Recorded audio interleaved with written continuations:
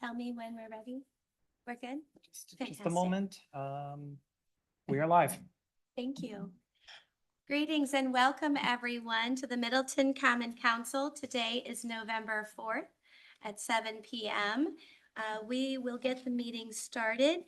Prior to my request for call to order, for roll call assistance, I wanted to let you know that the sheriff just emailed me or texted me to let me know he is unable to attend tonight's meeting, but he does send his regards. So if you're waiting for that presentation, it will be postponed.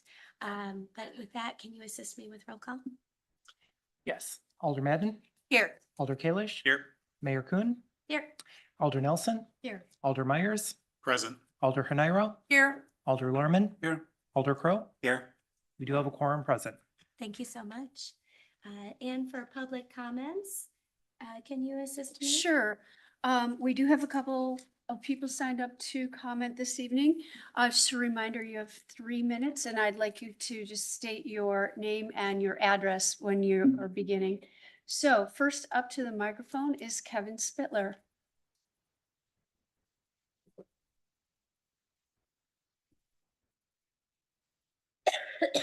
Good evening. My name is Kevin Spittler. I live at 6848 Frank Lloyd Wright in Middleton. And I'm here this evening basically to follow up on previous visits to express my appreciation for how the city has followed the sustainable purchasing policy this year and has found a way to fund the climate roadmap. I was hoping more representatives from the city departments would be here, but I know it was the first time through using this sustainable purchasing policy, and we appreciate your efforts to make it work. That said, I encourage you to support the budget. Thank you. Thanks, Kevin. Next, and my apologies if I butcher your last name, Carson, is it Mattel? Yeah. Mattel? Yes, my name is Carson Metal, 4316 Hilltop Circle, 25+ year resident of Middleton. I'm here just to offer an alternative to the proposed $52 recycling tax. I know it may be referred to in another way, but it really is a tax. What I'd like to propose is considering, instead of imposing that tax, which I think would result in almost $300,000 more taken from our citizens, to instead reduce our recycling to just every other week. I think that would, number one, reduce the amount of taxes we have to pay. Number two, it would keep a lot of messy, dirty trucks and pollution out of our neighborhoods. And number three, I think it would be better for our roads. Those big trucks rumbling through the roads do damage, and I know how much we spend on repairing our roads. So this is done in Madison. It's not something that I invented, but I feel like it's something that we could consider. I'm sure there are a few weeks of the year when we'd all like to have recycling every week, but in general, I think that would be an appropriate way to deal with this cost. Thank you. Thank you so much. Is there anyone else here who would like to speak? Yes, sure.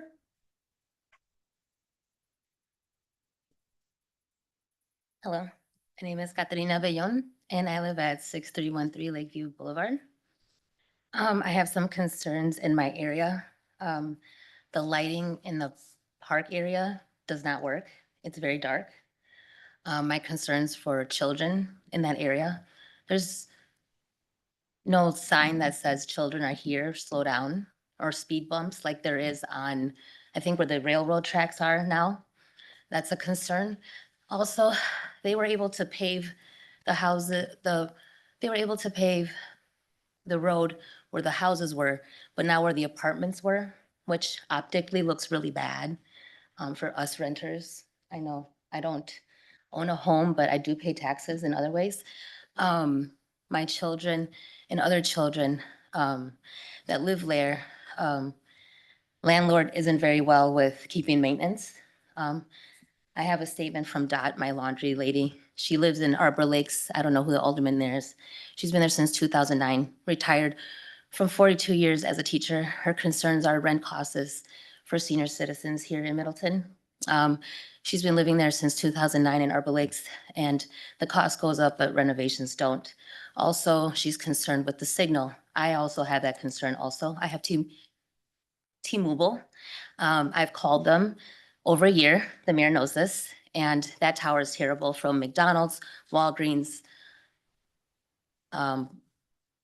CVS, all the way to Dot in Arbor Lakes. I don't know who owns that tower, but when I called T-Mobile for the last year, they only compensated me $30. I pay $90 a month. For someone during these times, that's difficult. My other concern besides that is for people who are marginalized groups in this community. Apparently, I'm representing some of them, and it's nice to see young children see this. This is awesome.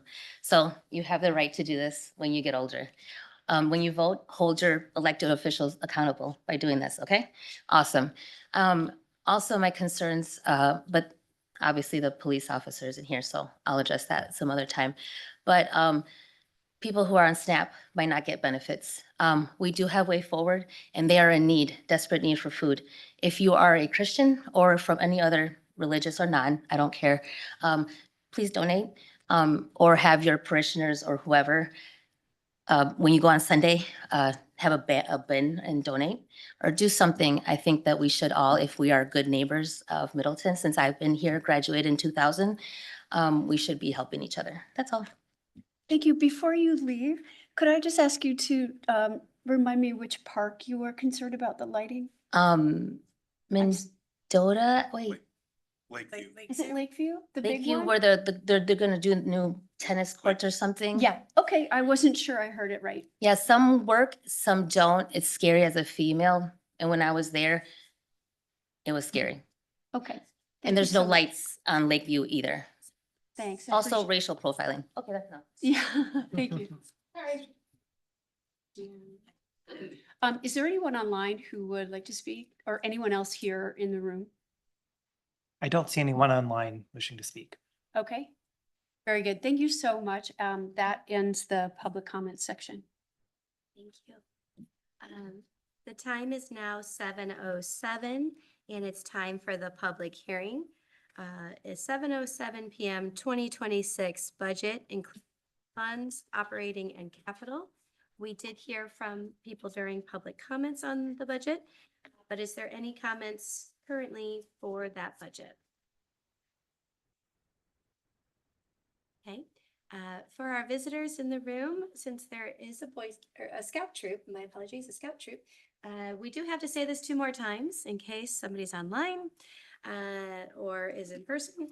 Is there anyone here to speak on the budget public hearing? Anyone here to speak on the budget public hearing? Hearing none, we'll go ahead and close out the public hearing on the 2026 budget, including all funds, operating, and capital. Moving on to presentations, as I said before, the sheriff has been pulled for an incident. He sends his regards and plans to reschedule very soon. Moving on to the update on community-wide food drive appeal.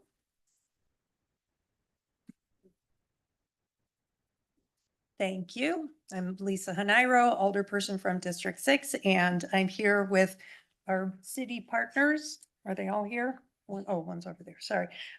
Because we want to spread the word about the community-wide food drive to help neighbors who are losing their SNAP benefits because of the government shutdown.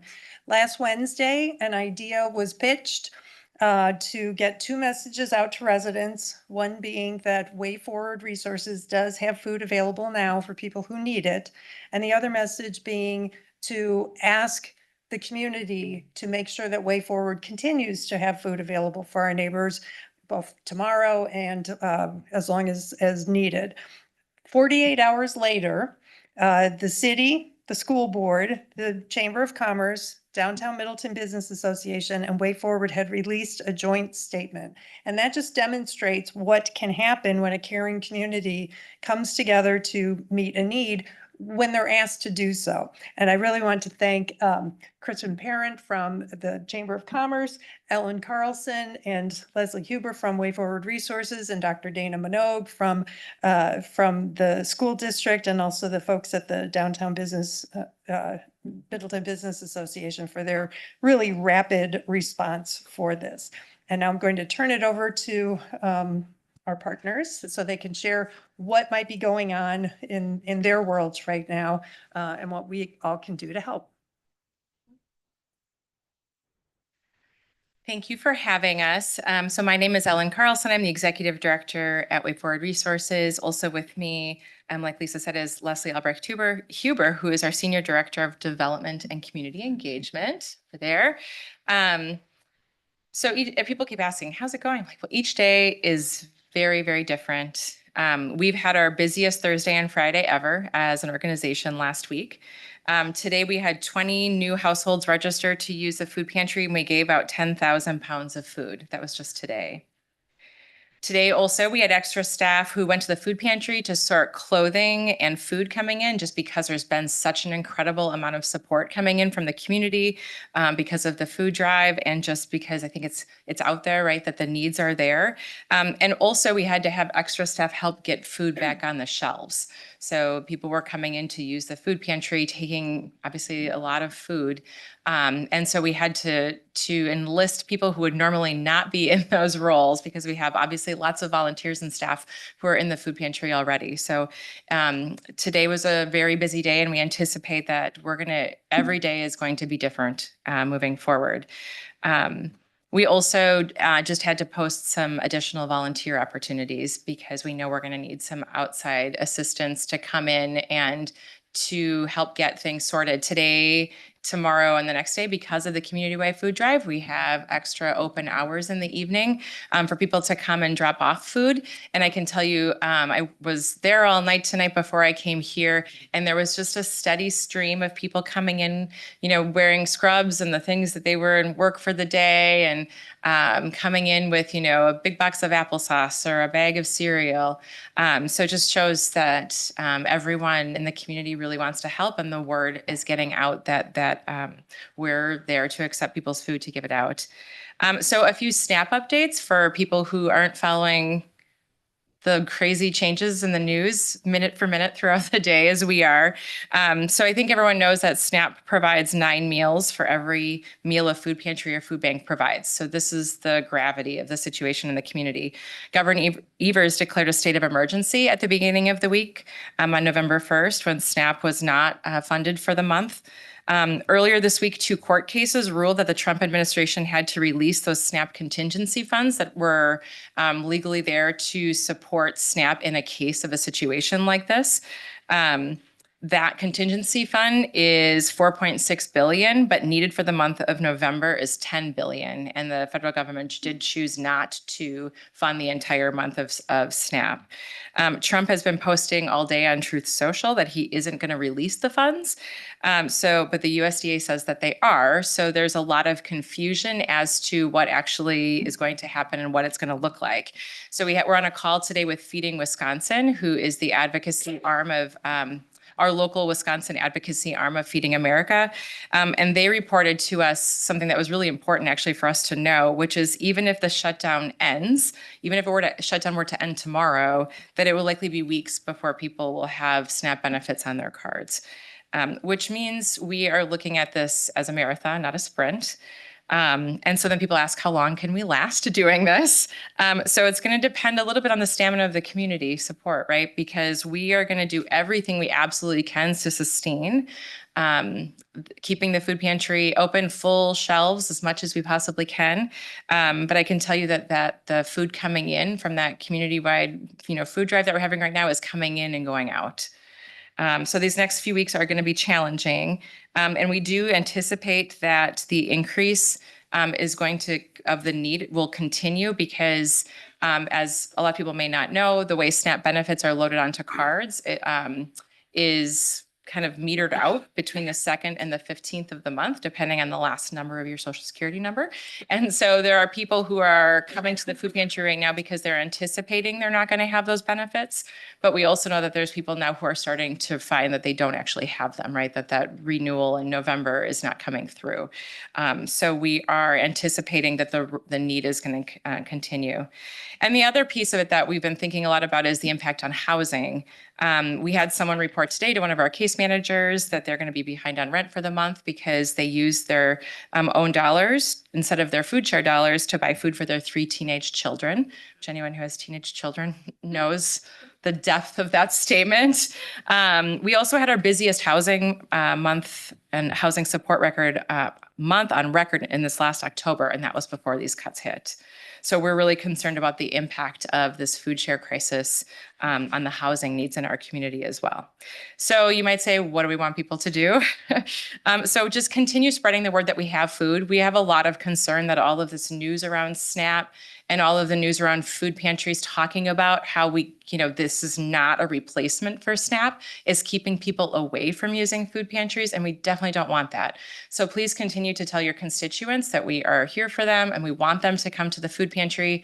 We have videos on our website that can show people what the food pantry is like and what that registration process is like before they come. So if they're worried or they're nervous because they've never done it before, we want to make that easier for them. So please continue to get that word out. And please also continue to share as much as possible the need for community support. Like I said, it's been, these hard times also show you just how close we are as a community and what a wonderful, like you said, good neighbor city that we have. So we want you to say, please keep sharing that message as much as possible.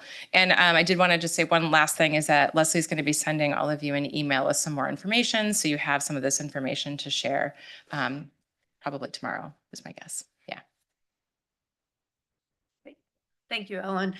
So just, as Ellen said, just do what you can. There's a mural down the street, love your neighbor. I believe the original quote is love your neighbor as yourself.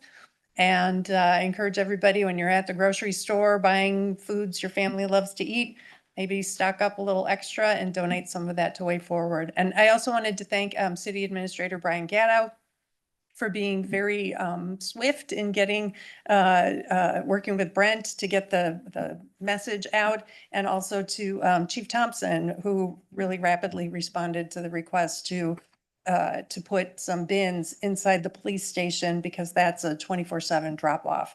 So folks can take their things there. And then one last thing is remember that that food is the priority, but money that you don't have to spend on diapers or wipes or feminine care products, things like that, that's money you can then spend on food. So don't forget, and we heard about the teens, personal care products of all kinds are welcome as well, and that'll save folks some money to spend on food. So thank you all very much.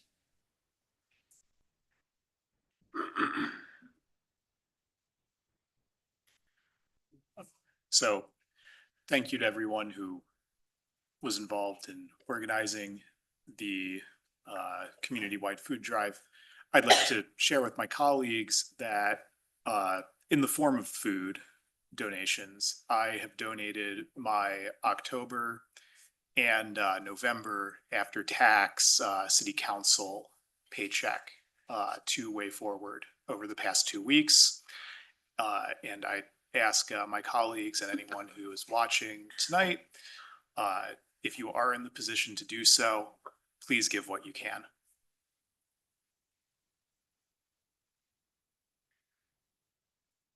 So he called me tonight to ask if he could make that announcement, and I took the challenge.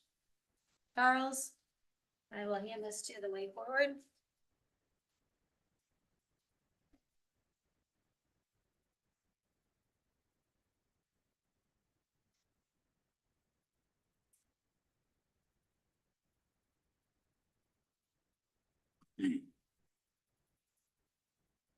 It's not easy times. And I feel blessed to be a part of this council and to be a leader, but I know not everyone can afford things. So if you're able, take on Charles's challenge, and you may be not handing an envelope, you do it in your own way. Because sometimes we just do small things, and some of us volunteer our hours. Or you help a neighbor, or you make a little extra stew, and you invite someone in who's a good neighbor. So Charles, thank you for that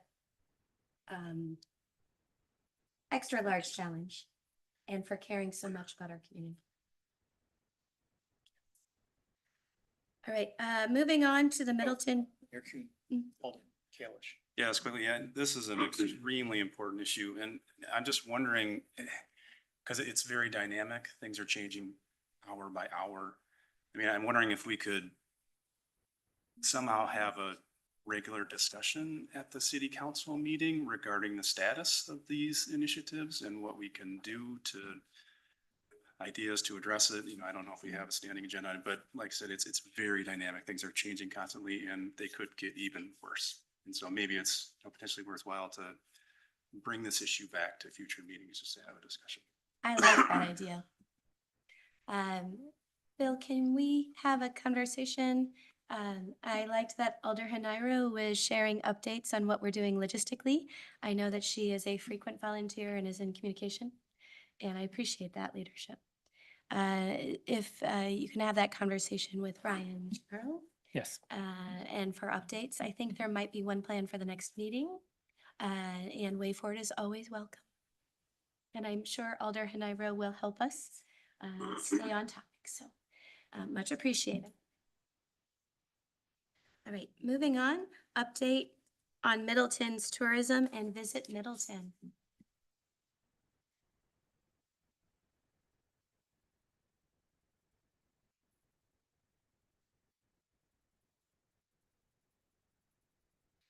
Good evening. So I will try to keep this relatively quick. The mayor stopped in to the visitor center not long ago and was picking up some materials and suggested that I stop in and talk about the tourism materials that are available to everyone, residents included, but also to use if, like, let's say you're trying to and get a new employee and you're trying to show them something about Middleton, or there's a new resident, you have a new neighbor and you're taking over, you know, like a little care package to welcome them. We have a lot of resources that are free and available. We have them in print, but we also, everything that we do in print, we also do online. And so if you don't want to take a bunch of brochures, you can just send them to visitmiddleton.com and type in something into the search engine. You're going to find maps, you're going to find brochures and everything. Some of the things that we have that might be more of an interest to visitors.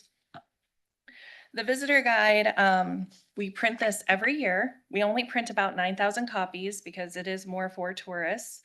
But let's say you're going to have a family reunion. This is very helpful for that. It has a downtown parking map. It has a city trail map, which we update every single fall with Kylie's help. And that is available on the city's website as well as ours as a downloadable PDF. So you can download it, you can print it, whatever you need, but it's also available in the visitor guide. And so is the cross-country ski trail map and the downtown parking map and an area map that just kind of shows you how close we are to other attractions. Also online for maps, we have the Middleton Outdoor Art Trail. This is the older one. The new Lake Street Park sculpture is being added. And this has a QR code. It'll take you to the website. But in addition to just showing you where all the art is, we also have GPS maps. So you can click on that on your phone and you can follow it. So that way you aren't sitting there trying to figure out the names of streets. And then in addition to that, we worked with the Middleton Area Historical Society to redo their historic landmark trail and their historic walking trail, which is downtown. Maggie did these and she did a beautiful job. These include the sites that are visitable. So there are definitely landmarks in the city, but they might be personal property where people don't want you on it. This is an actual like list of places where it's okay for you to go. And then also I forgot, In addition to the visitor guide, what we do a lot of, instead of giving out, because these can get expensive, they're almost $3 a piece. So we try not to give out a ton of them. And in fact, at our conferences, we were finding that half of them were being thrown away. Yeah. And they're recyclable, but they're being thrown away. So a few years ago, we started creating a postcard, which has the QR code, the cover of the current visitor guide, and we give those out. And so that is very easy too. It just takes you directly to the visitor guide landing page where we have a flippable guide and we have a downloadable PDF as well. So if you just want to download that to your PC, you can. So those are just some of the resources that we have. All of them are available online. Also our events calendar. And we are currently working on a brand new city street map. And that will not be online. That's the giant fold out thing that everybody has been asking me about.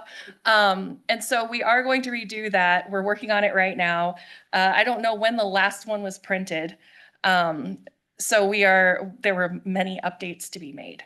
And so that will be printed before the end of the year and it'll be free to anybody who wants them. We're going to distribute them at the hotels, some of our attractions, and any of the businesses that want them can request it. That's it for the resources. And then because John isn't here tonight, I wanted to just give a couple little tourism updates. Our Keeping Neighbors Warm winter clothing drive wraps up tomorrow. We are going to pick up all of the items. I think it's at like 1 o'clock. It ends at noon and we'll be picking them up around 1. We'll have that tallied by Monday, but right now it looks like we are already reaching our goal. And the locations for drop-offs are Kiva Sports Center, Middleton Public Library, Willie Street Co-op West, and then our visitor center. And then the other update I just wanted to mention is TeslaCon is this weekend at the Marriott. And this is the largest steampunk convention in North America. Which is so cool. And it's going to be November 6th through the 9th. Our mayor is going to be in the fashion show. They have a vendor show. They have all sorts of stuff. They've been here every year for, I want to say 15 years. And we actually have free tickets. But the visitor center will only be open tomorrow from 8:30 to 4:30. And then we're actually closed Thursday and Friday because we're going to be at a tourism conference. But if you come by, you can pick up pretty much as many tickets as you want.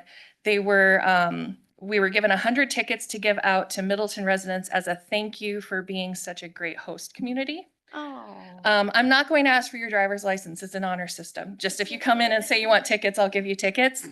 And we have quite a few left. But again, we're closing at 4:30. And we don't hold them or mail them because that would be a logistical nightmare. So Yeah. that is all I have. Thank you for your time. Oh, yes. Could I ask, is there any chance that the council could get copies of all of this I stuff? brought 20 copies of everything. Oh, fantastic. And I'm just going to leave that there and I'll pick it up tomorrow. But you guys can take whatever you need. Yeah. Thank you so much. Thank you so much. Thank you. And I want you all to know that I have been taking, like, I got a coffee and then I went to a couple coffees, like with moms and neighbors. Everyone likes a different one and everyone takes one because they're like, I'm just going to throw this in the car so I'm out and about. So even though we do encourage environmental recycling and not taking paper, it's actually really good until you get used to it. And then you can follow along online. But especially if you're having people in for the holidays, like maybe you have people coming to visit and staying in your house, or you can already say, oh, I know you like art. Here's an art tour and hit a couple spots. I just wanted to thank Middleton's Tourism Commission on behalf of the Landmarks Commission for the work that you've done revising the list of landmarks and keeping all of that updated. I know that it's a difficult task with the printed materials especially, and I just wanted to say that your work is sincerely appreciated on that. Very kind. Yeah, I'm really excited. I'm really glad people are responding so well to these materials and for all that the tourism department is doing, especially getting the word out on that upcoming event. So if you're out and about and you want to go to see steampunk, is that right? Steampunk, then yeah, your mayor might be there. It'll be fun. She might be waving and Steampunking. It'll be cool. I'll figure it out. And Alder Nelson, thank you for handing those out. Yes, especially our visitors, if you guys want some. Moving on to the proclamation. The proclamation for America Recycles Day on November 15th, 2025. Whereas America Recycles Day is celebrated each year on November 15th to encourage responsible recycling, waste reduction, and participation in local sustainability efforts. And whereas the City of Middleton is dedicated to protecting our environment through strong recycling programs and education, including the Middleton Recycling Center, which provides residents with convenient year-round opportunities to recycle and responsibly dispose of materials. And whereas recycling and choosing reusable options conserve natural resources, reduce greenhouse gas emissions, and help preserve Middleton's lakes, waterways, and conservancy lands. And whereas community participation by residents, businesses, and local organizations is essential to reducing landfill waste and increasing reuse through donation and reuse networks such as Habitat for Humanity Restore, freecycle.org, and MadisonStuffExchange.com. And whereas reinforcing positive recycling habits strengthens Middleton's reputation as an environmentally responsible and forward-thinking community. Now therefore, the City Council and the Mayor of Middleton do hereby proclaim November 15th, 2025 as America Recycles Day in the City of Middleton and encourage all community members to recycle correctly, reduce waste, and utilize the Middleton Recycling Center as we work together towards a more sustainable future. This proclamation was adopted at a regular meeting of the Middleton Common Council on this 4th day of November, 2025. Is there a motion? College moves. Is there a second? Myers second. Any comments? And I hear that Marty Burkholder, you are available. Thank you. The Middleton Recycling Center Coordinator has been there since the very beginning, and we owe a lot of the success of the recycling center to Marty. So on that, after we vote, will you come to the front for a picture? Okay. All those in favor of approving the proclamation, please say aye. Aye. Any opposed? Motion passes unanimously.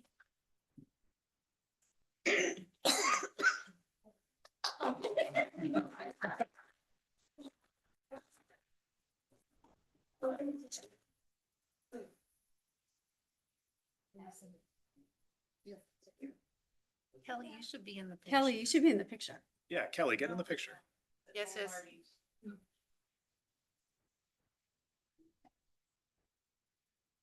We could do a selfie.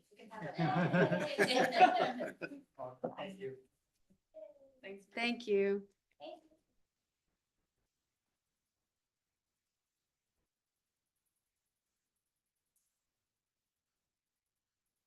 Okay, moving to the approval of the consent agenda.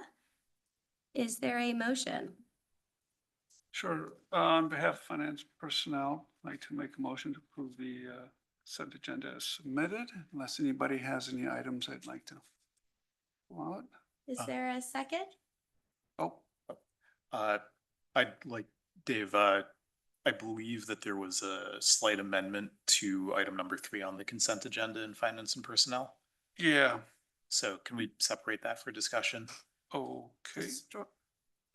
You want the stormwater just because we added an Stormwater? item in? Yeah. So we should do that? Okay, so let's I don't pull think it's- items 2 and 3. I don't think it's the stormwater. I think Oh, it's it's- city developed. 6. Oh, yeah, it was the city Yeah. develop, yeah, 6, you're right. So we'll pull out items number 2 out of the bill, item number 6. And I'll second the approval of items 1 through 5, 7, and 8. All right. All those Are in- we keeping 1 through 5? Yes. Just clarifying. 1 Okay, through 5. Are you taking 2 out for the? Yep, 2. we're keep, Oh. okay, is there agreement? Yep. Bill, can you read the? I think 1 wanted to keep 2 and 1 wanted to I- remove 2. Can you assist me? Yeah, I heard 2 different things from the maker in the second of 1 to 5 and 7 and 8. Question about if number 2 is also getting pulled. Yeah, just because, we had to add an item to it. But we always do that. Right, okay, so then. I don't let's- think you would need to pull two All just right. for the addition. Then we'll leave it in. All right, so the motion is to approve items 1 through 5, 7, and 8. Is that accurate? Okay, good. Any comments? Hearing none. All those in favor of approving the consent agenda, items 1 through 5, 7, and 8, please say aye. Aye. Any opposed? Motion passes unanimously. Moving to item number 6 of the consent agenda, is there a motion? Charles, do you want to? Yeah. Myers, on behalf of Public Works, I will move acceptance of the city developer agreement with 6300 UAMF LLC as amended in Finance and Personnel.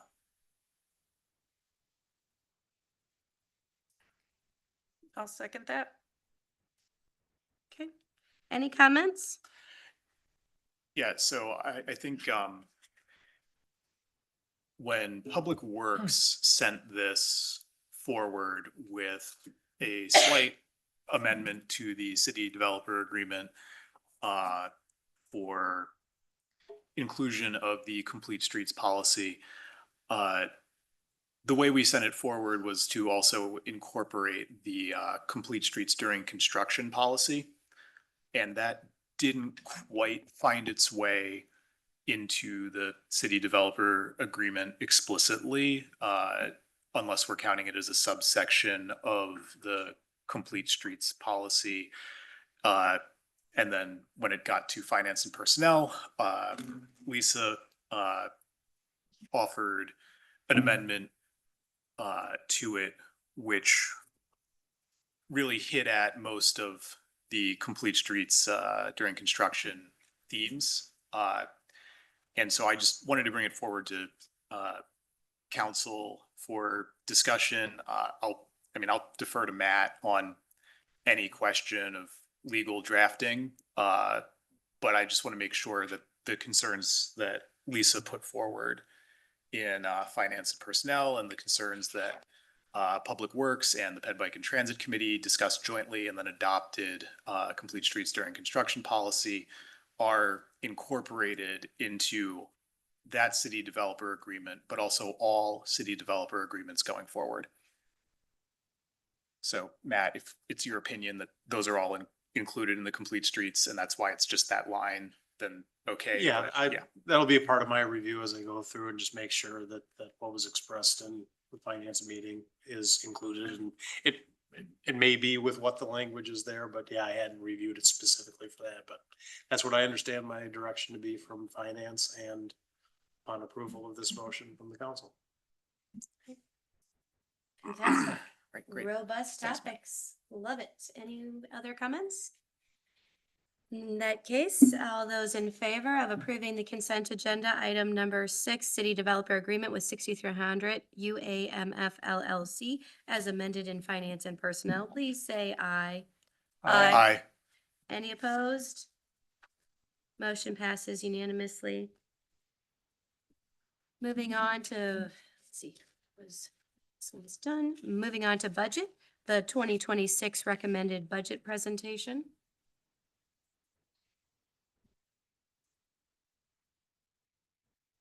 So I guess what's in, Bill?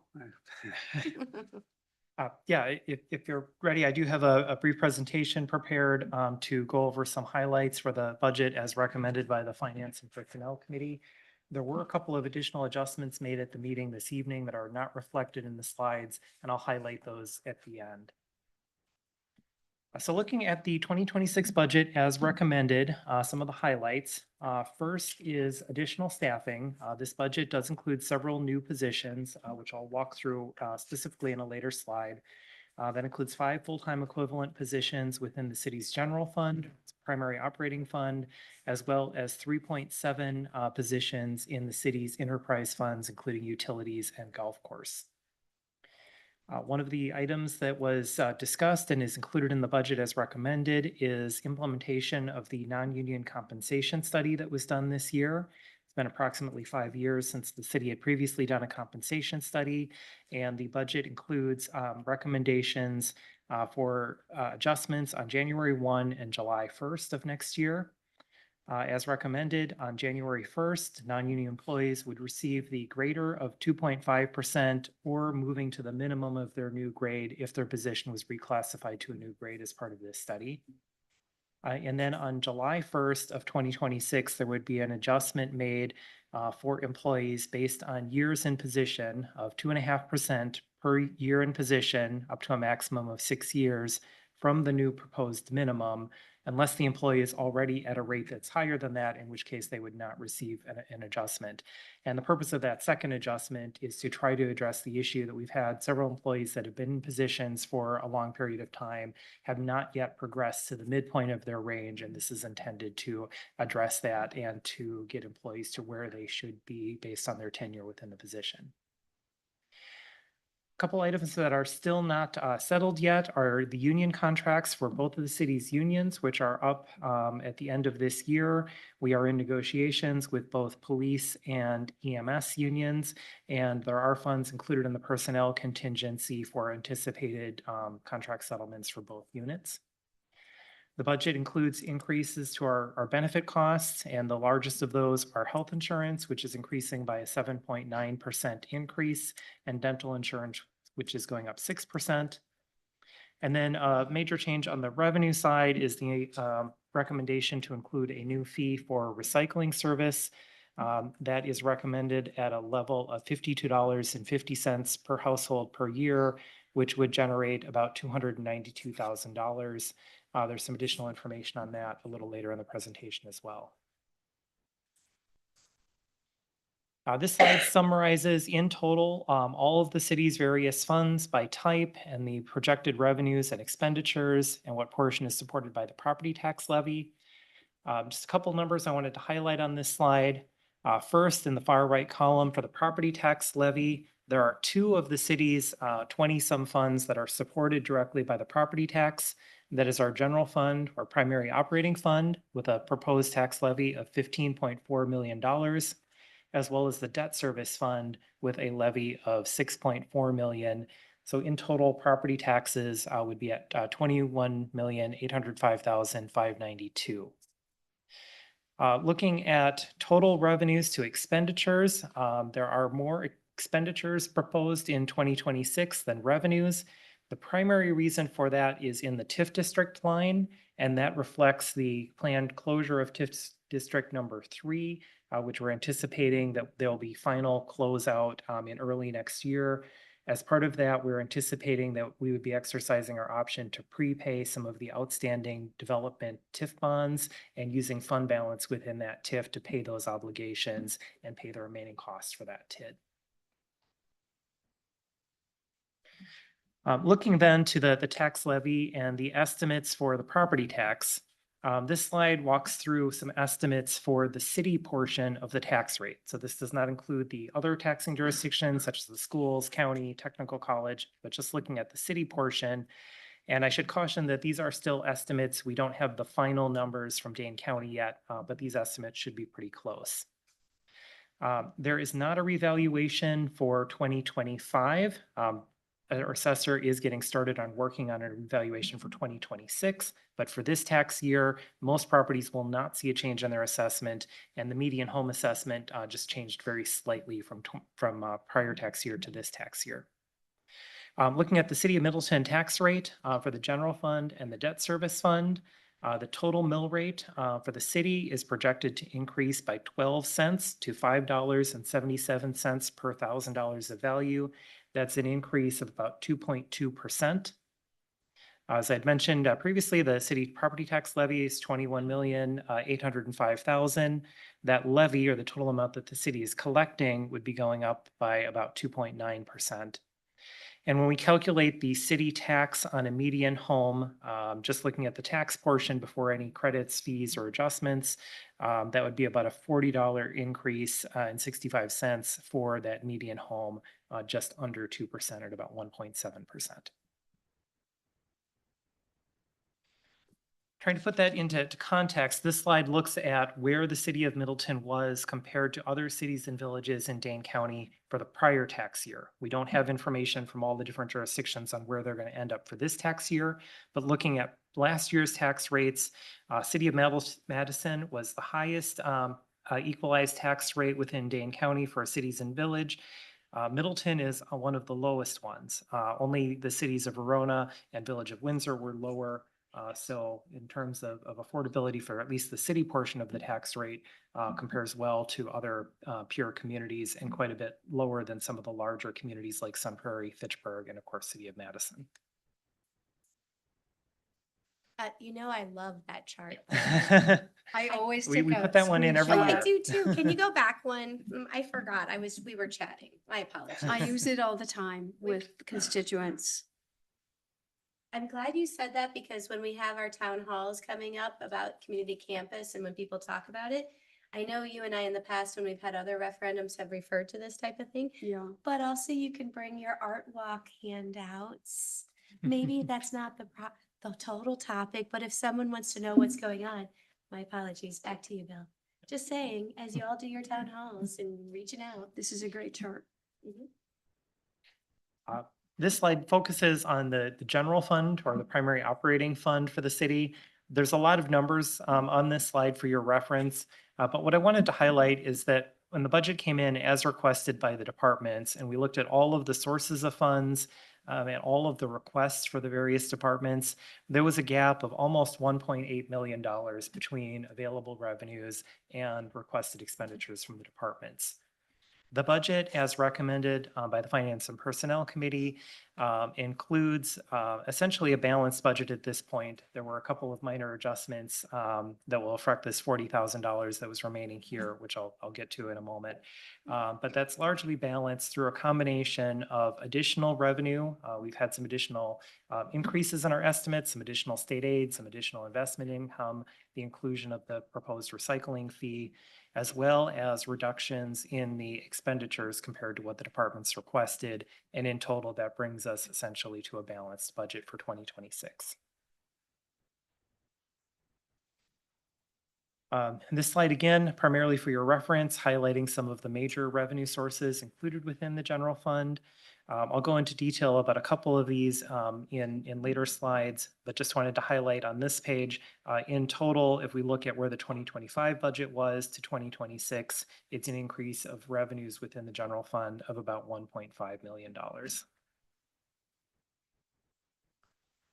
First revenue I'd like to highlight specifically is the property tax. Property taxes in Wisconsin, as you know, are governed by levy limits based on net new construction. So the amount of construction activity that took place in the city of Middleton in 2024 and valued as of January 1 of 2025 determines our allowable increase percentage for the property tax levy for our 2026 budget. That allowable increase is 1.45%, or about $224,000 out of a roughly $26 to $27 million operating budget. So that's not a lot to cover all of the costs in a $27 million budget, especially when that increase is well below the rate of inflation. This graph shows the history over the last 5 years. Over that 5-year period, the average has been about 1.7%. We're a little below that this year. From some of the construction activity that we've seen this year in 2025 and projects that are in the pipeline for 2026, we are hoping that we will see that increase, hopefully get closer to that 2% range that we've seen in prior years.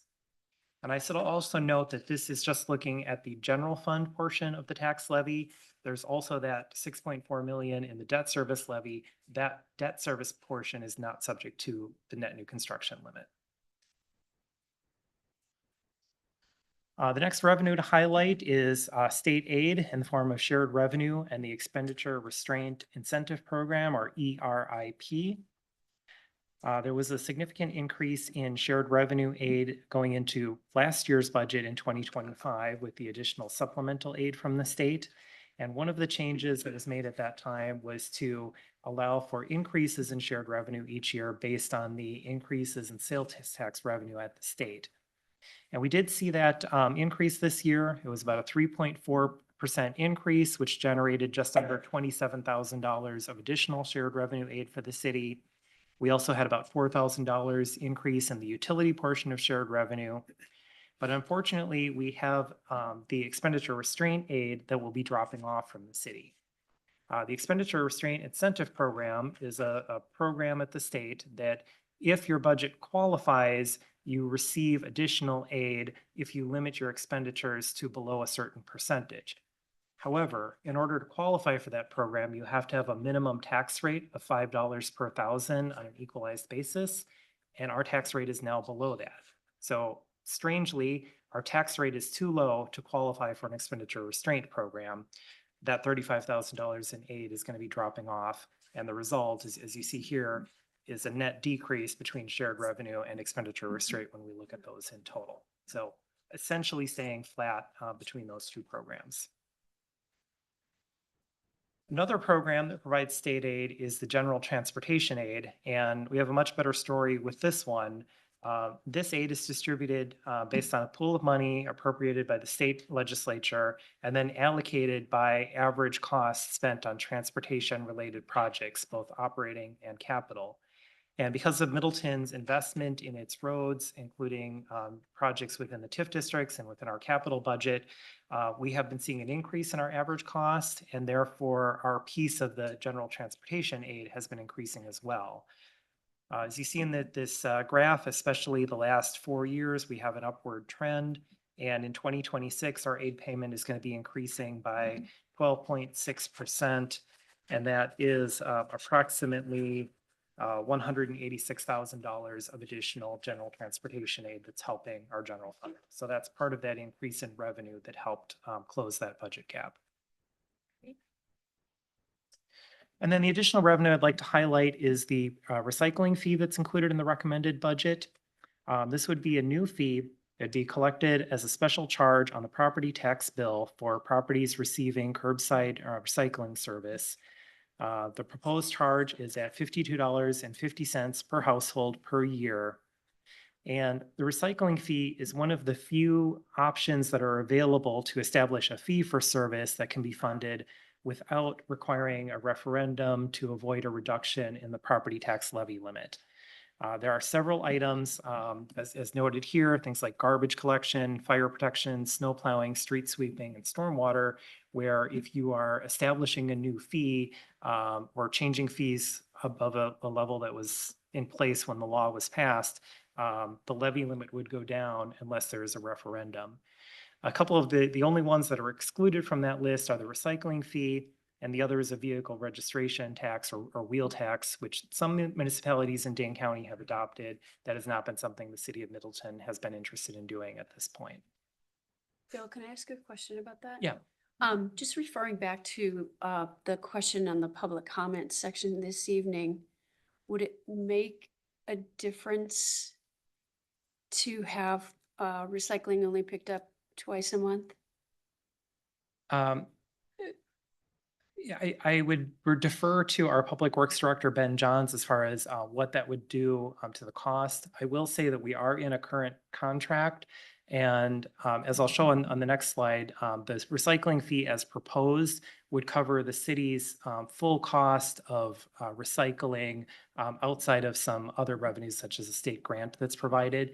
So I don't think that changing the service level, it certainly would not offset the full amount that would be generated by the recycling fee. Whether or not that could affect the costs in a future contract, I would defer to our Public Works Department. Thanks. I'm just saying goodbye to the scouts leaving. So for those on the video may not see that. Thanks for coming. And just to highlight that for the recycling fee, so that the way that amount was determined, so if we take the total recycling expenditure budget, it's about $360,000. The city receives about $55,000 from the state to help offset recycling costs. And we have other miscellaneous revenues in the recycling area, about $12,000. So the total amount supported, the net recycling costs that to be recovered would be $292,424. If we divide that by the number of households receiving recycling service, which is about 5,570, that results in a fee calculation of $52.50 per household. So that would be removing the recycling costs from the city's property tax levy support, funding that through a fee, freeing up those levy dollars for other items that are included in the recommended budget. And just to clarify, this is only looking at the recycling. Refuse would continue to be supported by property tax levy and not have a fee for refuse collection. Thank you for that. Alder Myers. Yeah, this is actually Bill or Ben, if either of you happen to know this. I feel like I probably should because I've been on Public Works since 2023, but I can't recall it offhand. How long are we in our current recycling contract? Is that renewed on an annual basis, or did we renew over a period of years? Because if we're looking at potential changes to that, it wouldn't be something we could consider now, but it might potentially be something we could consider later. So. Yeah, it is a multi-year contract. Public Works Director Ben Johns is looking up what the termination date of the current contract is, but it was a multi-year agreement. I want to say at least a 5-year term. Yeah, that sounds right. Yeah. I was Okay. just, my apologies for whispering in Alder Nelson's ear. I was just looking at those other municipalities. That's fresh data for me, so I was not realizing that I assumed they were within range, and that was a poor assumption. So we did get the answer to your question. The current contract does run through 2033. So we fairly recently entered into that agreement, have several years to go. And we will. The other thing, looking at the comparison that's on here, I did want to note that for Fitchburg, Verona, and Sun Prairie, all of those municipalities have fees for both refuse and recycling. Right. Middleton, as recommended in the budget, is just a recycling fee. So that's part of why the fee would be significantly lower than those communities that have both. Fantastic. Thanks, Bill. Yeah. I believe Alder Madden had her hand up, and then I Alder did not. Kalish. My apologies, Alder Kalish. Yeah, I did, but you answered the question though, because I just wanted to make it clear that the fees you see for Fitchburg, Verona, and Sun Prairie, that includes refuse and recycling. Yeah. Thank you. And then just another question, just to make sure I'm clear. So, recycling is a voluntary service, right? So like when the city of Middleton resident signs up for refuse, they can either opt in or out of recycling bin, right? Or are they combined? My understanding of the way the fee would operate and the way it operates in the other communities is that everyone who is eligible for refuse and recycling service in these cases would have that fee added to their tax bill. They have the ability to do curbside refuse and recycling. So what if someone decides that they don't want to pay the $52.50 per year? Could they still get refuse but not recycling services? I don't believe so. They could, all right. I think it would be applied the way that I've seen it in other communities, and I would defer to City Attorney Fleming, but my understanding is it's a special charge because that service is being made available to those properties. Even if you don't put garbage out at the curb, you are paying for that service to be available. Same for recycling. Okay. And yeah, because that one's an important one for me because we're highlighting that this is a recycling fee. And so it's a fee to do something environmentally sustainable. And so, but if it's combined, recycling and refuse is a combined service, then it's really a fee for both, I guess. Yeah. Yeah, it's just because of the way the state law is written about levy limits related to refuse collection, you would need to specify that the fee is for recycling. You would need to go to referendum to have a fee for the refuse portion. So the fee is calculated based on the recycling. But my understanding of the way you would implement that is it would not be a opt-in or opt-out. That is the cost because the city is providing that service available to the residents. Well, we actually have an ordinance that requires separation of certain materials from the normal waste disposal stream. Yes. But just to clarify, this fee isn't refuse and recycling for Middleton Correct, because our taxes cover the refuse. correct. Thanks. Yeah. Any other comments? Okay, carry on. Okay, moving from the revenue side over to the expenditure side of the budget. Again, this slide primarily just for your reference, highlighting the differences between the requested and the recommended budget by major area of the budget. I will go into some of the specific items to highlight, and starting with the positions, which are the majority of the budget in the city's general fund and most of our other funds. So there are several positions that were requested as part of the budget.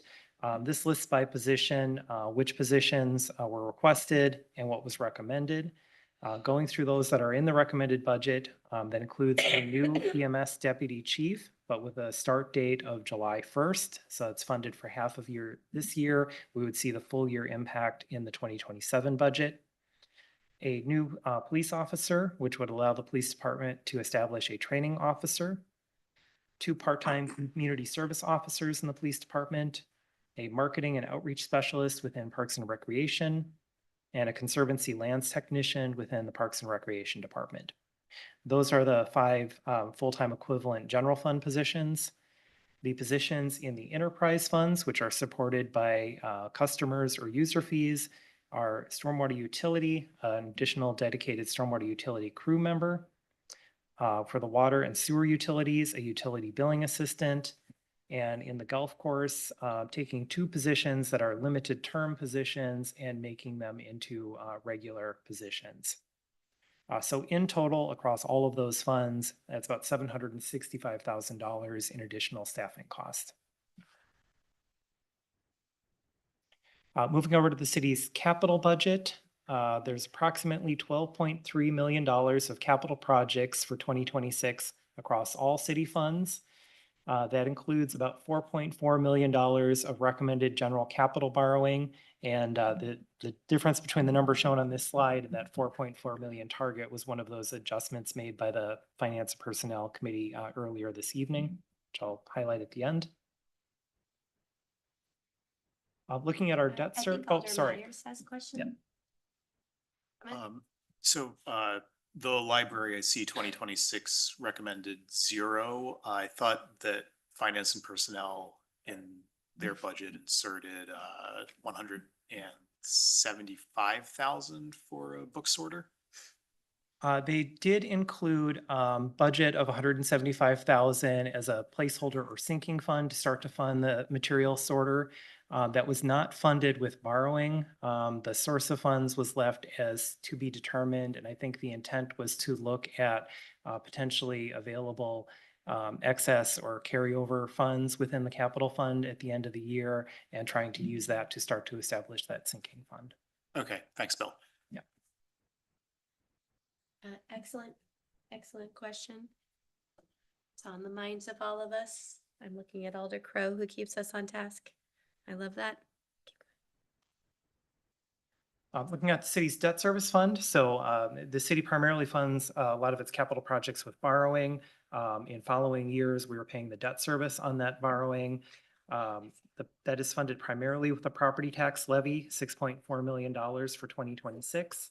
There's also transfer in of impact fees, which we have collected in previous years that are being applied towards debt remaining for the police, fire, and EMS facilities, and an amount of interest income that is being used to pay the principal and interest on the debt, and a small amount for our paying agent and fiscal charges. In total, there are more expenditures than revenues. The reason for that is we have fund balance within the debt service fund that came from premium when we issued debt. That's being applied as planned towards the 2026 debt service.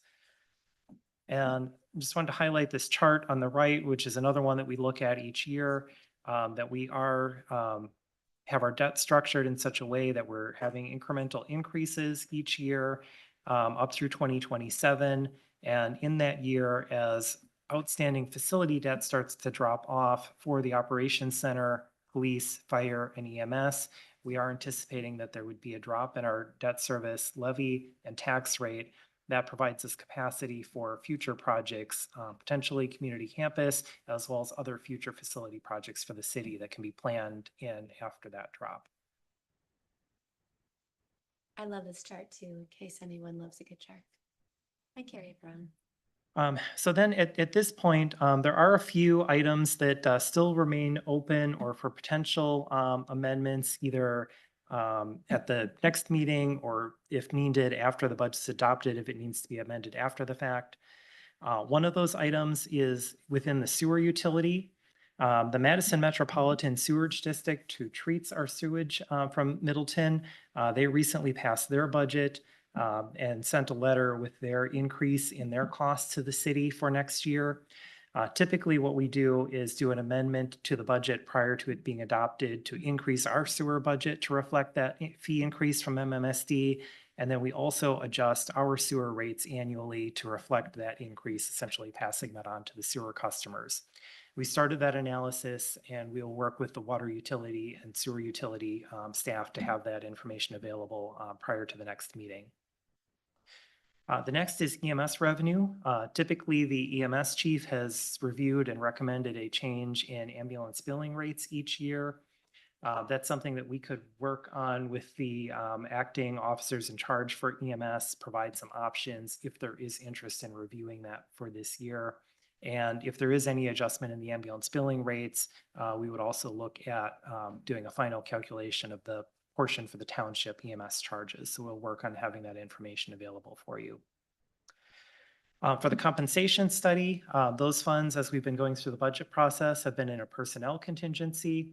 If the council is supportive of the budget as recommended, as kind of a final step in the budget, we would allocate that personnel contingency across the various departments so that you would actually see the budgets for police and public works and so on reflect those increases that are currently all pooled in that contingency. We also would do the same process for the other funds of adjusting their budget based on the final compensation study. For union contracts, in years in which they're settled prior to the budget adopted, we would do the same process. This year, just based on the timeline, I'm not expecting that those contracts will be settled before we take action on the budget. So we'll likely be recommending a budget amendment when those contracts are finalized to allocate out that contingency. And then finally, a new fund that will be created for next year is the Affordable Housing Fund, funded by the TID3 extension. That'll provide additional funding that'll be in a special revenue fund. And when that plan is finalized with planned expenses for 2026, we can amend the budget to reflect that as well. So from here, we've held the public hearing tonight. The next item on the agenda is for any additional discussion or potential budget amendments this evening. The budget will also be on the agenda for the meeting on the 18th. If there's any final adjustments at that time, that can be done. And then there would be potential resolutions for action to adopt the budget and adopt the property tax levy. And then from then, we would calculate the final property tax levy, get bills ready, and those would be mailed by mid-December. And just wanted to briefly shift gears here and highlight those last couple of adjustments that were made by the Finance and Personnel Committee this evening. Bring this sheet up.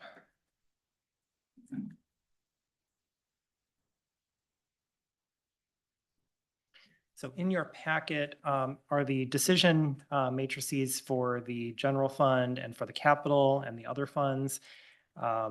These go through and highlight by area, the budget initiative requested and what's included in the recommended budget. A couple areas to highlight in the operating budget. First, under Parks, Recreation, Forestry, and Conservancy Lands, under seasonal staffing support, the Finance and Personnel Committee added $15,000 for that item. And then under other general fund budgets, support for Way Forward Resources, there was $25,000 added for that item. That in total, if I go up to the top, brings us within $12 of revenues to expenditures for the general fund. So essentially balancing the general fund budget for 2026. Then if I can shift over to the capital.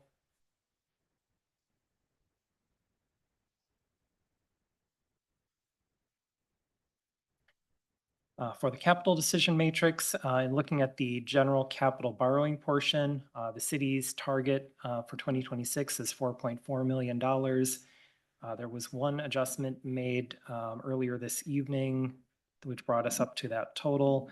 And that was for the Public Works Other Century Avenue Road Diet Study, adding $34,752 of capital borrowing to bring us exactly to that $4.4 million target, with an intent of trying to identify excess fund balance or carryover funds of $5,248 to fund the total of that $40,000 initiative. So with that, that covers the information that I wanted to present this evening. Be happy to answer any questions, or if there's areas we'd like to look at more closely, I can bring up that information for you. Well, I want to say thank you for that presentation and all of your work. I know it's a lot, and I'm looking at our president because we do feel that way. We see this, and we know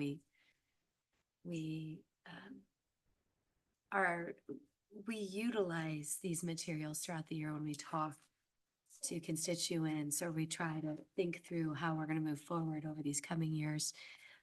So it's always appreciated. There may be, things that we go forward as we do this budget deliberations, or if there are amendments, but I want to say thank you. So thank you. Anybody want to have a comment or any amendments? Alder Myers? I just wanted to highlight that the Middleton Operations Center concrete floor reseal and joint sealing is not in this year's budget. Addressing damage to concrete does not get cheaper over time. The concrete will further degrade. If this is not included in this year's budget, we will have 2 more winters of salt freeze thaw cycles on that concrete, and the spalling will get more expensive to address. Can you remind me how much that estimate was? They have $75,000 because it's broken into 3 years for addressing all of it. I don't know if we can find the full 75,000 in carryover funds that may exist or cuts for this year's budget, but prioritizing the worst areas is something that I'd like to see in this year's budget.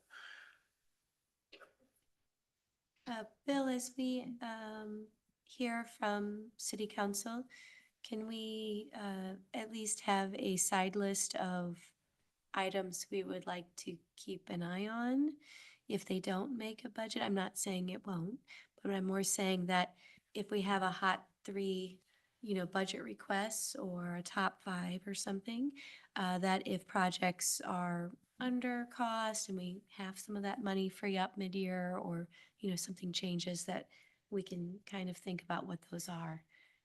That is concerning to me, being, as Alder Myers talked about, concrete, and with more freezing and thawing, it will get worse and more expensive, and that seems to be prudent in a request. So thank you for bringing that forward. And my apologies, is that an operating or is that capital? That's in capital. Thank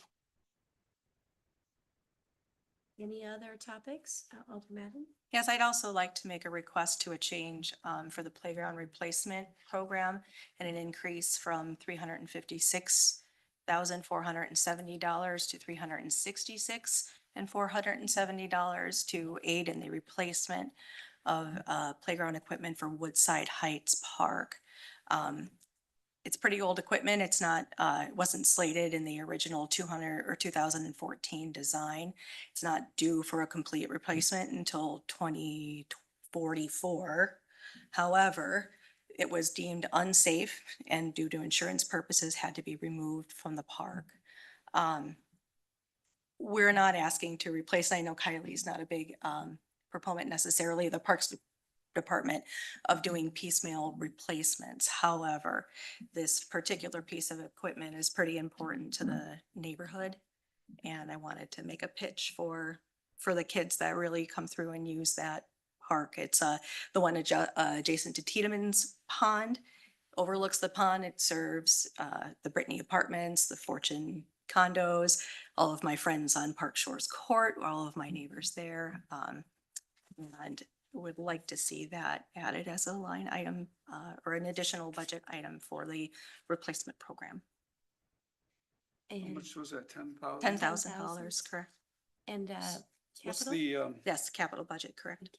so how important is the baseball field to you? I'm sorry, Number which baseball 12, field are that's you number referring 12 to? on the list. So you got baseball field down at the bottom, 10 grand. And you got playground and park structures much higher up on the list. So the question is, you know, are we willing to not improve a baseball field and get that taken care of? I mean, just from a technical standpoint, I would defer to Kylie for what she knows and in terms of intricacies Sure. and details. Well, and I think part of the reason that this was not included in the original discussion in June was that the swing set in question was actually still somewhat functional, although it was then deemed unsafe, right? So if it had been, it had the opportunity to get reviewed by the Parks and Rec Committee back in June, I think they would have come to a different decision. That's why I want to put it in front of the committee now. Yeah, I mean, there's, I'm gonna ask you, Sorry. no, I appreciate the thought process and I don't want to stop it, but I just want a quick, Kylie, if there was a discussion, would the parks be able to meet that expectation to swing set replacement? With funding, we can definitely install a swing set. And I had provided Kim or Alder Madden a background information on that piece. And we did a lot of work in the last few months with the vendor company to determine options. The PRFC did take a look at those options. And wanted to look at it at a future budget cycle. So they, along with myself, think it's a priority in the future. But we didn't, it wasn't included in the initial budget request. And so they want, PRFC voted to review this at a future budget meeting. I just want to note quick too that $10,000 for the baseball field is not a part of the general fund. It's a donation. So if MBSC Okay. so So- wishes, yeah. right. So that's a different That funding rules that out. source. Gotcha. That's appreciated. So what about, I mean, we could get into this at a future budget meeting, but, you know, just look down the whole list and ask yourself, okay, you know, is there something else on here we're willing to take a little bit of money out of to make this happen? Would be my question, and that's how I look at it. And sounds like it'd be nice to have a swing set there. But if you can't, you can't. I'm wondering, Bill, is there any money in this year's borrowing that we're likely not going to spend? Because 10,000, I mean, the 75,000, that might need to go into next year's budget, but $10,000. I think about a swing set, yes, not being available the entire winter, and I'm wondering, is it at all possible to get that replaced out of this year's budget?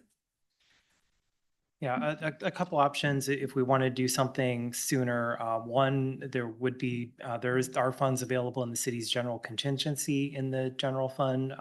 So that could be allocated, even though this is a capital item. There's nothing that would prevent us from using operating dollars for that. We are anticipating that there will be a general fund surplus this year.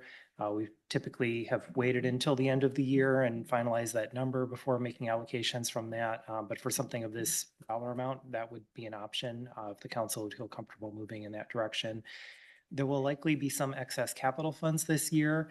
I don't have a good handle right now and what that number is. And we do have some of those that, like for the discussion about the library sorter, that there are other places that we've identified that we'd like to look at applying excess capital, but that may be an option as well. And Kylie, would it be feasible to get a replacement done this year or not? It would not be feasible. We would only have about 3 weeks here and we don't have anything lined up, so not a feasible option. Okay. And I also want to wrap this into a playground replacement so that it's the best bang for the buck. So we're not doing an install for a separate piece of item or separate equipment. Yeah. Okay. But Bill, it sounds like we could identify 10,000 in either capital or operating carryover funds. Yeah, I think For that this that's year. likely when we're looking at both of those at year end, being able to identify 10,000 that could be allocated as part of an amendment going into 2026. Thank you.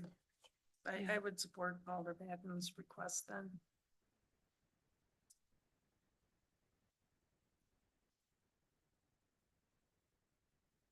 Alder Kalish, I think Alder Crow wanted to just, let's check in with Alder No, Crow. I- You're done? Okay, Alder Kalish.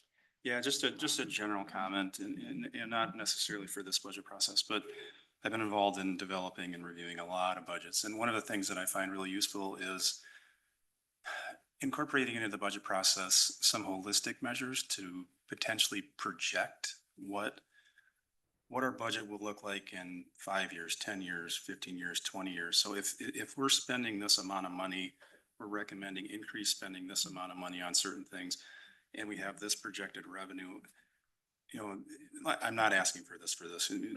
Thank you, by the way, for the very thorough assessment and analysis of the budget. I think this is very good, but just something to consider for the future. And the reason I bring it up is because we always hear about local units of government. There's one where we're at right now, going through a current budget crisis. And so if we can incorporate some future projections into the budget analysis process, I think that would be helpful. You obviously can't predict everything. And it would be relatively rough, but I think that it's important to think holistically and long-term in the budget processes. And you likely already do some of this anyways, but just a thought for, future budgets is thinking long-term too, because that's important in my mind. If we are going to approve these increases in the spending, how does that look in the future? I think that's a very good idea, especially for the off season once budget clears. Obviously, we all got the letter this last week about the assessments that are about to come up, so everybody's busy at the city. It's budget season, and then we will go to assessment season. Always a good time. And I think you should probably know that Bill and I have talked over the last year about when that TIF, and Brian, when that TIF closes, what does that look like? How does that make our budget look in 2027 and then in out years? And a lot of what you're saying is right in the fact that, are we looking at that 5 years? But a good portion of our taxes are, school district, county, and just about the time that we are hitting a good mark and a good pace, we're finding out, that the school may go to referendum in a few years. We may need to if we need it for salaries. The county has talked about going to referendum, so this next 2 or 3 years might be a little bit more tumultuous, and not in a bad way, but just unexpected costs. So this would be the hardest time to start that kind of budget 5 to 10 year, but not impossible. And much like you said, we can't account for everything. I think that the curveball might be if the county goes to referendum or hands us issues. That way we might, be in the black and balancing. But as they have tried to cut staffing, we then have to find a way to fund it. So that's an unexpected outcome. So maybe a little grace for the next year. But I think after that, I think you're pacing us very nicely and it's a good insight. So, thank you. Alder Lorman. Yeah, what I'd like to point out today in the news, and I think it's an ominous message to all of us to take note of. Sun Prairie just did a survey to see if there's an appetite for referendum for $4.5 million.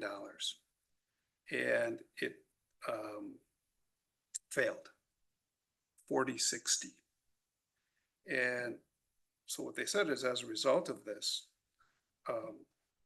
heading out over the next 3 to 5 years, they will have to reduce city staff by 34 people, 15%. And I think, Wow. yeah, so I think if you look at the surrounding communities, all of us in the Dane County area, I don't think the people of Sun Prairie are all that different from us and vice versa. We all live, work, and are in this community. So yeah, I think it's important to think about, if we're going to go to our constituents and ask for more money, to realize that somebody already has kind of tested the waters for us. I went out and looked at the survey. It's a good survey. It asks all the questions. It asks them, what is your appetite for spending here, here, here, here? And so I don't want to put it in context of comparing the minutia of how they run their city and internal aspect to that. But I think it's just gives you that sense of, hey, going to your constituents and saying, are you willing to fund a referendum for any amount of money? In their case, it was $4.5 million. So Was that, can I ask, was it operating or was it capital? I'm just trying to understand. I Or not can't, sure. I can't speak to it. I was looking at it tonight. It covered this well laid out survey. I sent you a link. Okay. And you, Madam Mayor, I sent Oh, it, thank I you. literally while we were sitting here. Thank you. I missed it. I'll get on that. Yeah, so, yeah. So your 5-year plan there, we'll work on that. Well, I think it plays to exactly, what Alder Kalish is saying is, okay, so, he's absolutely correct. We always have to be thinking 5 and 10 years and 20 years out, no matter what we want to do. So. Thank you for that, Alder. Maybe you're from Bill? Yeah, I did just want to note that we do regularly each year put together a 5-year projection for both the general fund and for our capital improvement plan. We typically start the budget process with that, with the budget kickoff meetings that we do in the summer. And we'll certainly update those based on the 2026 budget that gets adopted. Just kind of, and I'd be happy to send out a copy of those materials to the full council. Just in high level terms, I wanted to say that for our 2027 budget, we are expecting that we'll have a levy limit adjustment coming from the TID 3 closure that will help us for 2027 and give us some opportunities to kind of look at priorities in 2027. I think the challenge is going to come in 2028, 2029, future years, if inflation stays where it's at, and if there are no changes in state funding and the levy limit program, because we have that structural issue that our costs are rising faster than our allowable revenues under what we're receiving for at least the general state aids and property tax levy. But And I'm going to cut in for a second. Yeah. And I know a lot of you know this, but friendly reminder, if, that's part of our levy limit, Bill might have to help me with this, is capped at our growth of development. And so as we grow more housing and apartments and family, subdivisions and things like that, we grow more parks, we grow more streets, we have to hire more people. And so you start to really get caught. And so it is something that we have to get better at explaining, which is why he's talking about 28 and 29 and 30 as being, it gets tougher. Because then we have to maintain all the things we just built, which are wonderful. we gotta fill the potholes. And we gotta keep the park equipment in good condition or in usable condition. Otherwise I get phone calls, not from Alder Madden, but people who called her and then decided to call me as well. Bless my heart. And I was thinking of you, Alder Madden, because I got some earfuls. So those swings are good. Anyone that can help her district on that one, be much appreciated.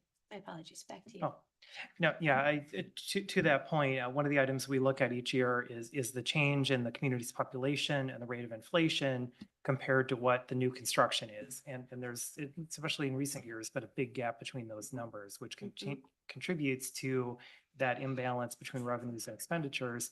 That's part of the reason why the city generally every year has been looking for some type of new revenue, whether that be looking at stormwater utility, looking at public fire protection on water bills in the past, looking at the recycling fee this year, just to try to keep up with those costs. But there's some good information in those budget kickoff slides. I'll make sure the whole council has that, and then we'll work on updating that going into next year. That'd be great. And does that help, Alder Kalish? Yep, yeah, thank you. Anything cool? Yes, Alder Nelson. I have, I apologize if this is a little bit of a silly question, but I have a question for Alder Lorman. You're on Conservancy Lands Commission. Oh, boy.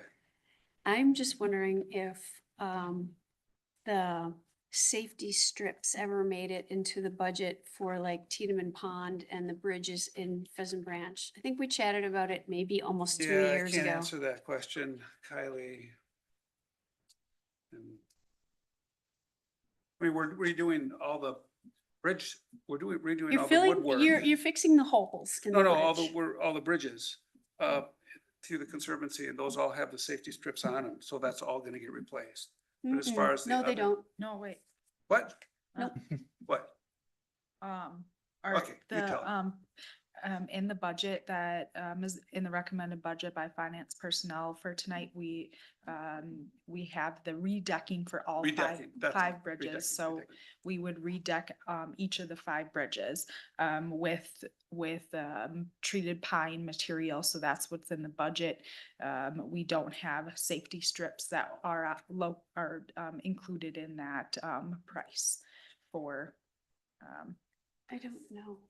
I don't know. I just have constituents who are, slipping on Tiedemann Pond, and I know for myself, I slip on the bridges when they're wet and I see it. I think we chatted about it. Yeah, I hate to be the devil's advocate on it. I have bicycling constituents that do not like those strips. They can wipe out just as well as we can. I don't know, they have complained to me and said riding over them is really, really, there's definitely, yeah. people on both ends of what they'd like to So see. I defer to the actually engineers and professionals on it from this data that they gather out there in the real world. So safety strips or no safety strips, I'm not gonna turn it into a political issue. I would leave it strictly as a technical issue in terms of what community guidelines are and organizations, cities are doing from. Just feels like a liability if we can't get it somewhere. I don't think we're actually held liable. If I'm in the park and I slip and fall, that's on me. Sure about that? This is a question for Matt. Okay, let's focus on the budget. It's a Well, good question, but let's yeah. get back, we'll circle back. So on the that. answer is no, it didn't make it into the budget. No, it didn't. It's not in the budget, but I'm happy to look at materials, and we're not at the stage where we are bidding it out. So we can further look in materials, and in the future, it doesn't mean that the safety strips are an addition. So we can further discuss that at CLC. That's something that can always be added on, I would imagine. Strips could be added on.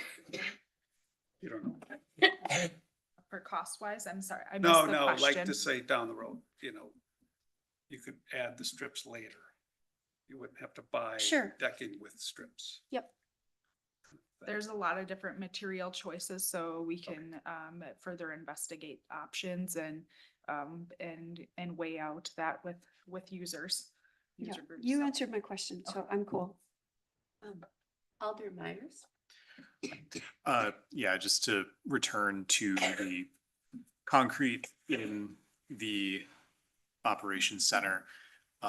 Ben, if you could work with Brad and with Luke to figure out the highest priority areas there and how much we might need to allocate to address them, I think that would be helpful for council, because my concern after visiting the site is that there are a few places where there is very heavy vehicle use, very heavy vehicle traffic, and pronounced spalling. And so for my colleagues, I apologize for sounding like a broken record on this. But what happens is that the salt that's on our vehicles, when they go into the operations center, goes off the vehicles. It then infiltrates into the concrete in the pores. As those pores absorb the salt then pulls water further into the concrete. Again, I apologize for sounding like a broken record. Then, because the salt is hydrophilic and attracts more water in, and the temperature is what the temperature is, the concrete freezes and thaws several additional times with more water, leading to further degradation. So I can't stress how important it is that we make sure that these high priority areas are addressed before they have 2 subsequent seasons of freeze thaw cycles. I promise you, this repair will not get cheaper. And if it does actually get to a point where there's significant structural damage, we're not looking at a cheap repair. We're looking at something that blows up our building facilities budgets for several years in a row, because we will be replacing an entire section of concrete and potentially in some of these priority areas, load-bearing columns. That's not going to be cheap. That's why I keep sounding like a broken record on wanting to find some money and make sure that we're addressing these in the future year. We have $75,000 in Public Works pedestrian safety improvement. That is in the capital budget. Alder Nairo's first. Oh, sorry. Along the same lines as Alder Lorman, I'm looking at the building inspection grouping, which is where the joint sealing and floor reseal is located. So I took these to be listed in order of priority, but I'm looking at number 12, salt shed repairs. I don't know if I don't think we have Jim Shalander available, but there's 27,000 for the salt shed. There's 50,000 for the epoxy, which we know is a safety related thing. 97 for the mock fans. You know, there's funding in this section that makes me wonder, is the 75,000 for the reseal and joint sealing, should that be in the budget, and maybe we postpone one of these other projects to a future year? So the recycling center epoxy floor, that's an extremely necessary safety improvement. It also will have the effect of protecting that entire area of concrete from contact with any road salt that gets dragged in. So that's really, that should have been listed in the staff memo that went out about the epoxy floor as a combination of spalling prevention and cure, really, and safety. Also, I'm not sure if you've stepped on that concrete when it's wet, but and compared it to No, the epoxy, but To yeah. be clear, I'm not saying it's not necessary. I'm just trying to figure out how to get the 75,000 in the budget. May I ask Bill about the battery storage project from this year? Is there anything left that we could allocate from that? I would be reluctant to answer that at this point. I think there are some additional costs. I just saw something come through today on some additional bills that are going to be charged for that project. So I think we'll need some more time to sort out what that final amount is. Okay, that's fair. And maybe Alder Haniro is walking us through that concept, which is what Alder Lorman was also trying to get us to do, which is, okay, if we're gonna move forward and we're reprioritizing, what are we deprioritizing? And as Alder Haniro said, there may be a way to do a combination or within Public Works. So I think both are good thought processes, and maybe that's something Bill can work on, especially you know, with staff, and see if there's some extra money, as Alder Haniro was saying, if there's a little bit here, a little bit there.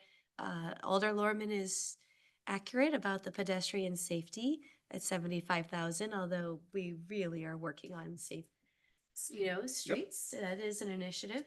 And making sure, kids are walking to school safely and people are crossing streets safely, and it's good for the planet. So, but if a little bit needs to be shaved off, I think I would be supportive if, 10,000 or 15,000, if that helps us get a little further. Yeah, maybe there's other projects. We don't have to tank a project. Take a little bit off, Little here, a little there. a little here, a little there. I mean, Kylie, if you have any more swing sets that, need replacement suddenly, I had my heart set on, let me know. pruning block supplement. I mean, we take a little off there, is it the end of the world? I mean,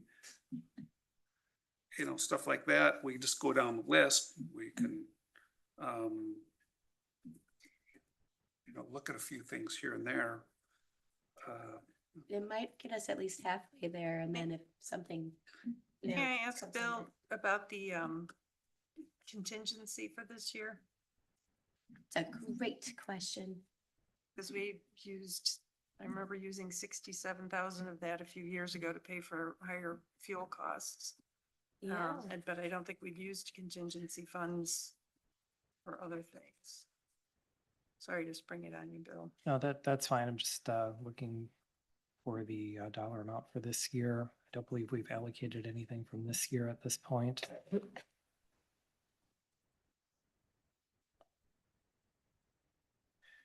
And, we did have an expense that came up that just was not negotiable. That was the Symphony Radio Council for the police department.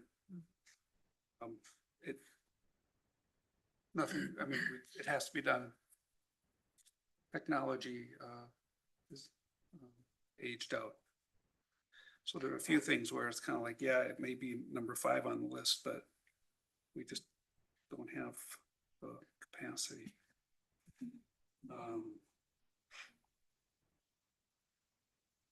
Because I would say as alders, just look through the capital budget here and look at the line item where it says capital budget, as opposed to, as Kylie educated me tonight, we can't just take grants and donations necessarily and move those around. Those are earmarked. I don't know about. We appreciate those. If we have any more people that would love to Someone like to donate donate to a our concrete floor. parks. I can't speak for, I don't know about fund balance and replacement fund. So I can't speak to that. I think guidance from Bill and the rest of the finance committee members. Okay, so maybe Bill, can you work on that piece, on that wish list item? And Yeah, I did a couple of things. First of all, to answer the question that was raised, there is $100,000 that was budgeted for the general fund, general contingency this year. None of that has been allocated at this point in the year. As far as looking at options, I heard there was some request to maybe work with the department and see if there are other priorities that can be adjusted. So for this area, I could work with Jim Chalander, building inspector, and Ben Johns and Brad Hopwood in Public Works, and see if there are some options that could be considered. Okay. Seems reasonable.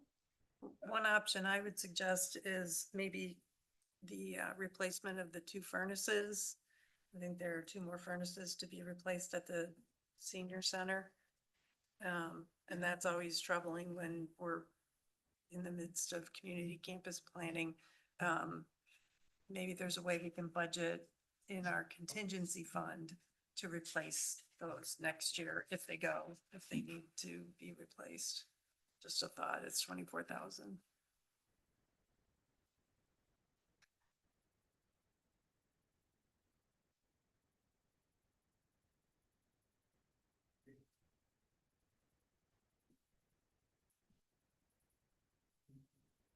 It's a good suggestion.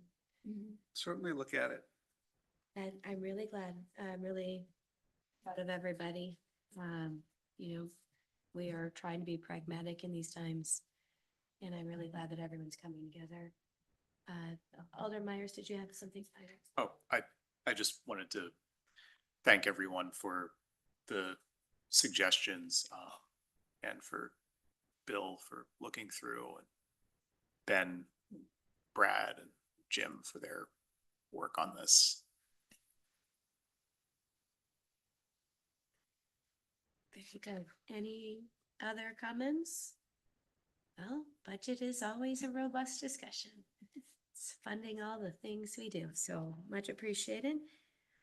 Moving on to ordinances first reading. I want to share that on the zoning map amendments from PUDG to MUA for the Lacron. Just for awareness, there is no action needed. The applicant has withdrawn the application to resubmit at a later date, probably soon. So we'll be seeing this again. For that reason, there's no action needed, and we'll move on to the next item. Ordinances, second reading, ordinance to amend section 15.103 to prohibit left turns except school buses from Cromery Middle School onto Donna Drive. This is Madden on behalf of the L&O Committee. I recommend, or I move that we approve the ordinance to amend section 15.10 to prohibit left turns except school buses from Cromery Middle School onto Donna Drive. I'll second that. Any comments? Very excited to see this. Thank you to everyone who supported that. Don't go down Donna Drive during, Yeah. when the kids are let out of school. Yeah, there you go. All those in favor of approving the ordinance, please say aye. Aye. Aye. Any opposed? Motion passes unanimously. Moving on to number 2, ordinance to amend section 2.35 of the Middleton Municipal Code related to rehabilitation standards and demolition of structures in historic districts not designated as a landmark. This is Madden. I'll move approval to amend section 2.35 of the Middleton Municipal Code related to rehabilitation standards and demolition of structures in historic district not designated as a landmark. Myers, second on behalf of Landmarks.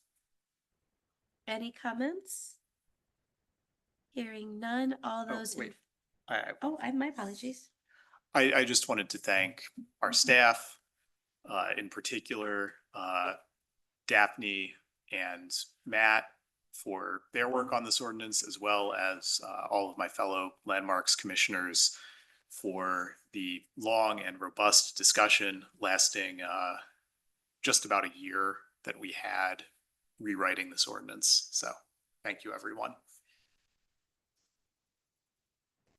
All those in favor of approving the ordinance, please say aye. Aye. Any opposed? Motion passes unanimously. Moving on to resolutions. Resolution 2025-48, rescinding creation of tax increment district number 6. Is there a motion? Sure, on behalf of Finance and Personnel, I'd like to make a motion approving resolution 2025-48, rescinding the creation of tax incremental district number 6. Nairo will second. Any comments? Hearing none, all those in favor of approving Resolution 2025-48, please say aye. Aye. Any opposed? Motion passes unanimously. Moving on to discussions, any updates on committees, commissions, and boards? Any hot topics? Alder Haniro? At the Plan Commission meeting on the 28th, we gave the applicant of the rezoning request for the Imperial. A lot of feedback. It's a beautiful mixed-use design with 10 and 5-story buildings. And I know a lot of people are concerned about the height and traffic and the possible loss of Imperial Garden. Obviously, these are valid concerns, but the city really doesn't have any control over the restaurant. But the main concern that the plan commissioners had was simply the fact that we were being asked to approve something without concept approval of the development plan itself. And the concern was that if this request to rezone to mixed use urban were granted, then the owner could turn around and sell that parcel to somebody else who would develop something completely different, and we would have no way of reeling that back in. So curious to see what the applicant will do. We're going to be considering findings of impact that the staff are developing at a future meeting. And then also the Dane County Cities and Villages Association, DCCVA, will have a virtual membership meeting next Wednesday, the 12th. It's hosted by the Village of DeForest. It's at noon. And the featured presentation is by the Wisconsin Alliance for Civic Trust, which is a cross-partisan network of Wisconsin residents that promotes trust in our political system, support for fair, safe, and secure elections, and peaceful engagement with our fellow Americans. So that should be good. Late addition to the agenda is we're also going to hear from County Board Chair Patrick Miles about the County Data Center Task Force that he's putting together. There's a lot of concern about data centers being located in Dane County because really nobody's, I don't think our zoning code is set up for this. And so the chair of the county board is putting together a task force. So if you might be interested, look for the DCCVA message from yesterday or next Monday. They always come out on Monday and they'll have the link in there. That's it. Great. Anybody else?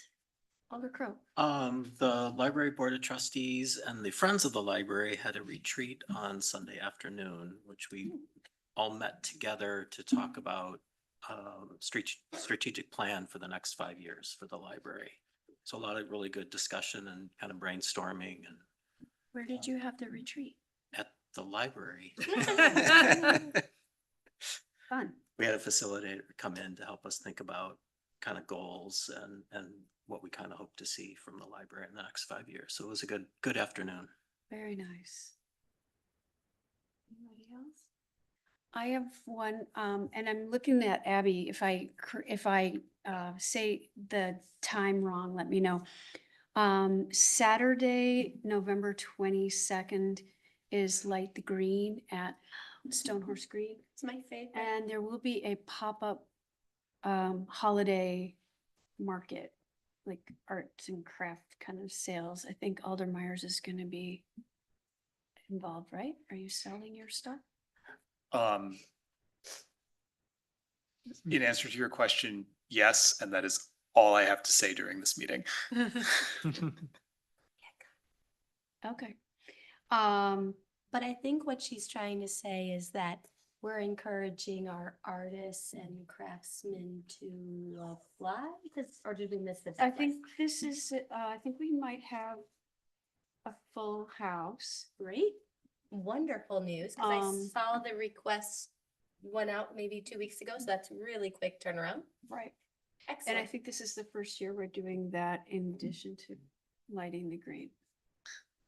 I'm so glad so many people responded and were so positive about it. I'm Yeah. glad you're reminding us so that we're Well, looking the for. art walk, I think, has sort of helped us have kind of a base of people to reach out to. And I believe it goes 5 to 7. I think you're right about that. I was just trying to confirm on the website. Yeah, It I says was 5 to 7. quickly emailing Jolene and It's on the poster on Daphne's office. Daphne's, yeah, Scott's office, sorry. All right, anyway, mark your calendars for the 22nd. Well, great. I'm so excited. When will the crafts be out a little earlier or like once the event starts? I'm only asking because Santa is like so exciting that then we could do the crafts. That part, It's okay if we don't know yet. I'm just saying because maybe if they're out towards 4:30, people can meander a little, but towards that, when it gets dark, everybody is like getting into Santa watch, so. vendors, I'm gonna leave 11 the to room for the 7. remainder of this discussion. I'm sorry.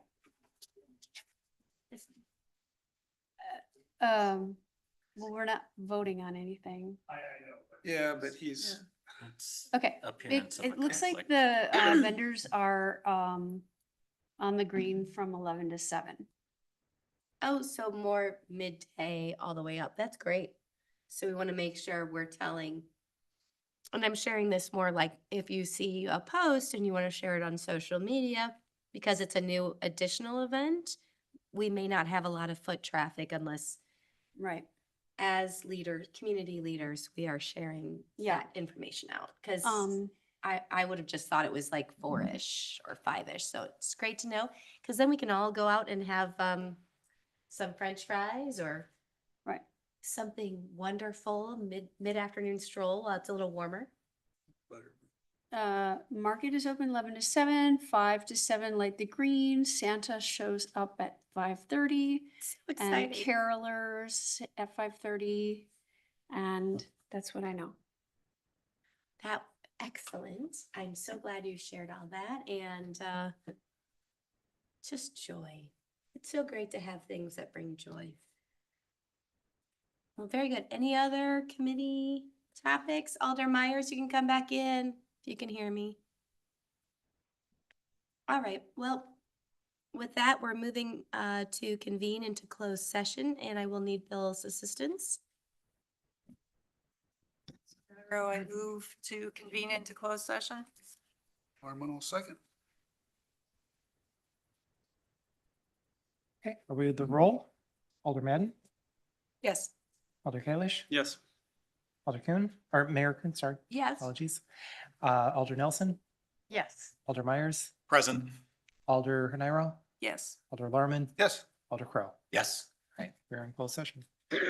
Oh, sorry, that was a Zoom is- closed session vote. Zoom is turned off. Please change me to yes on that. It usually takes a minute to, You can give us a minute. Yeah, well, if anybody Yep. needs